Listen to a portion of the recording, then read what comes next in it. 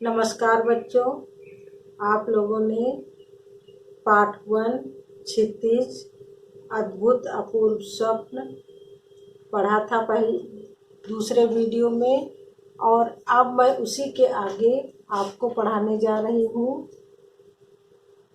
तो आप लोग अपनी बुक खोलकर बैठ जाइए और हमारे साथ साथ पढ़िए। जो चीज़ समझ में ना आए उसे आप लोग अंडरलाइन करते जाइए और फिर पढ़ाने के बाद आप मुझसे पूछ सकते हैं। तो इस हेतु बहुत काल तक सोच समझ प्रथम ये विचार आया कि कोई देवालय बनाकर छोड़ जाऊं। अब कवि का नाम को अमर करने के लिए पहला विचार क्या आया कि कोई देवालय, कोई मंदिर मैं बनाऊं जिससे मेरा नाम अमर हो जाए। परंतु थोड़ी ही देर में समझ में आ गया कि इन दिनों की सभ्यता के अनुसार इससे बड़ी कोई मूर्खता नहीं होगी। थोड़ी देर में वो फिर सोचने लगे कि अगर मैं देवालय बनाता हूँ तो इस समय तो लोग मंदिरों में विश्वास नहीं करते हैं, मंदिरों में जाते नहीं हैं, इसलिए देवालय बनाना भी ठीक नहीं है। यह तो मुझे भली भांति मालूम है।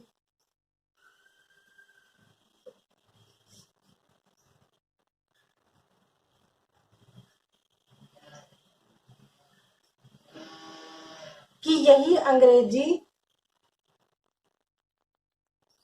शिक्षा रही तो मंदिर की ओर मुख फेर कर कोई भी नहीं देखेगा।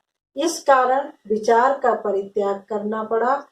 फिर पढ़े पढ़े पुस्तक रचने की सोची। इसलिए उन्होंने कि अंग्रेजी शिक्षा का प्रभाव हमारे समाज पर है, इसलिए मंदिर में लोग कम रुचि दिखाएंगे।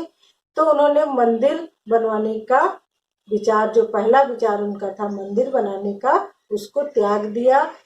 और उसके बाद उन्होंने क्या विचार किया, बिस्तर पर ही पड़े पड़े वो सोचने लगे कि पुस्तक रचने की सूझी। अब वो सोचने लगे कि मुझे कोई पुस्तक की रचना की जाए। परंतु इस विचार में बड़े कांटे निकले, क्योंकि बनाने की देर न होगी कि कीट कीटिक काट कर आधी से आधे अधिक निकल जाएंगे। कीट कीटिक, कीट माने कीड़ा और क्रिटिक माने आलोचक। कीट क्रिटिक, कीट माने कीड़ा और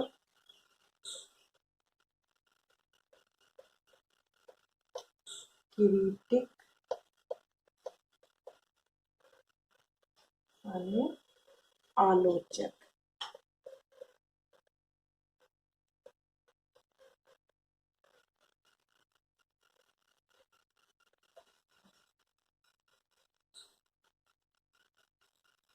यश के स्थान पर शुद्ध अपयश प्राप्त होगा।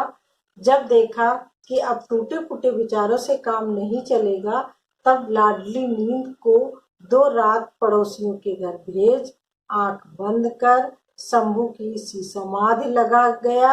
यहाँ तक कि 61 व 51 वर्ष उसी ध्यान में बीत गए। अंत को एक मित्र के बल से अति उत्तम बात की पूंछ हाथ में पड़ गई। स्वप्न ही प्रभात होते ही पाठशाला बनाने का विचार दृढ़ किया। अब वो बोले, लेखक जब सोचने लगे कि पुस्तक की रचना की जाए, पहला विचार उनको मंदिर बनाने का आया, देवालय, तो दूसरा विचार उनका आया कि पुस्तक की रचना की जाए। फिर वो पढ़े पढ़े सोचने लगे कि इसमें आलोचक आलोचना करेंगे, इसलिए उनके मन से पुस्तक लिखने का भी विचार उन्होंने त्याग दिया। अब अगला विचार क्या आया, स्वप्न में ही सोते हुए सुबह हो गई, और सुबह होते ही उन्हें स्वप्न आया कि अब मुझे पाठशाला बनाया जाए। पाठशाला मतलब स्कूल बनाने का उनके मन में विचार आया। परंतु जब थैली में हाथ डाला तो केवल 11 गाड़ी ही मोहरे निकली। अब स्कूल बनवाने के लिए, पाठशाला बनवाने के लिए पैसों की जरूरत होती है, तो लेखक ने जब अपनी थैली में हाथ डाला तो उनमें सिर्फ 11 ही मोहरे निकली, सोने की मोहरे निकली। आप जानते हैं कि इतने में मेरी अपूर्व पाठशाला का एक कोना भी नहीं बन सकता था। अब वो सोचने लगे कि 11 मोहरों में एक पाठशाला के, एक स्कूल का तो एक कोना भी नहीं बन सकता है। निदान अपने इष्ट मित्रों की सहायता भी लेनी पड़ी। ईश्वर को कोटि कोटि धन्यवाद देता हूँ जिसने हमारी ऐसी सुनी। यदि ईंटों के ठोर मोहर चुनवा लेते तब भी तो 10-5 रेल रुपए और खर्च पड़ते। होते होते सब हर कृपा से बनकर ठीक हुआ।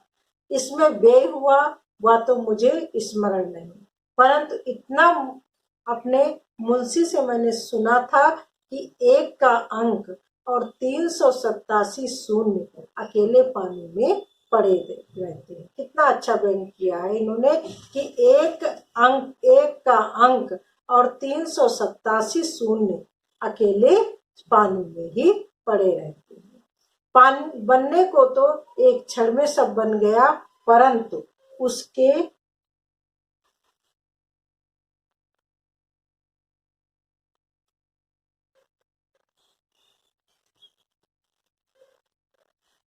जोड़ने में पूरे 25 वर्ष लगे।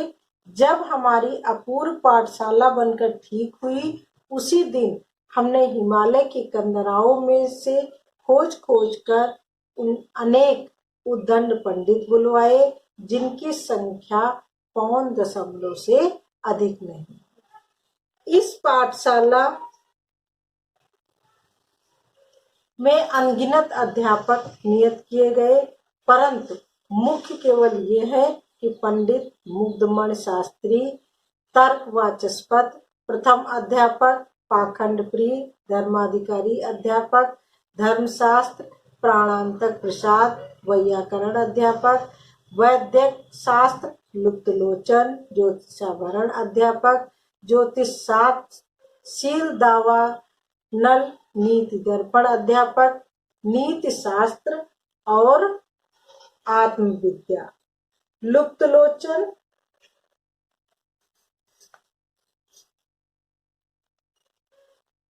शील दावा नल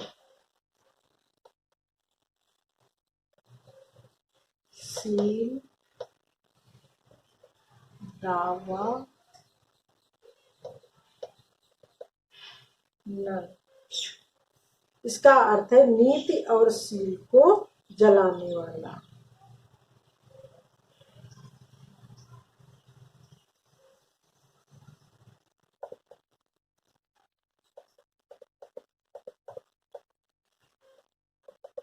शील को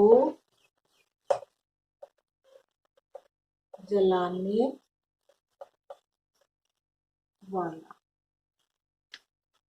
अब इन उपरोक्त पंडितों के आ जाने पर अर्ध शास्त्र रात्रि गए पाठशाला खोलने बैठे।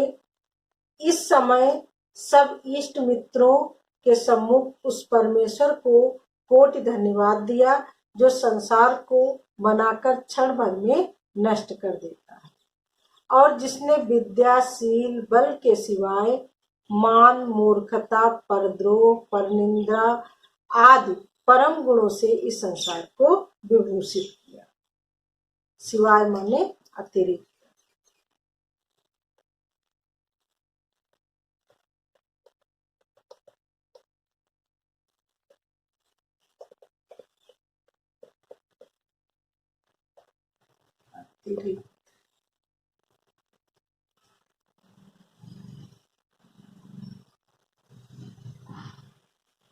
और जिसने विद्याशील बल के सिवाय मान, मूर्खता, परद्रोह, परनिंदा आदि परम गुणों से इस संसार को विभूषित किया।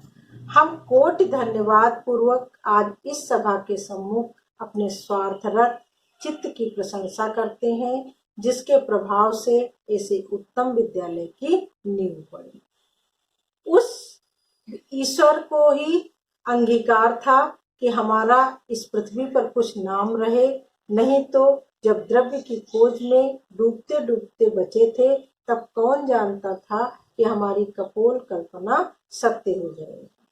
परंतु ईश्वर के अनुग्रह से हमारे सब संकट दूर हुए और अंत समय हमारी अभिलाषा, उनकी इच्छा पूर्ण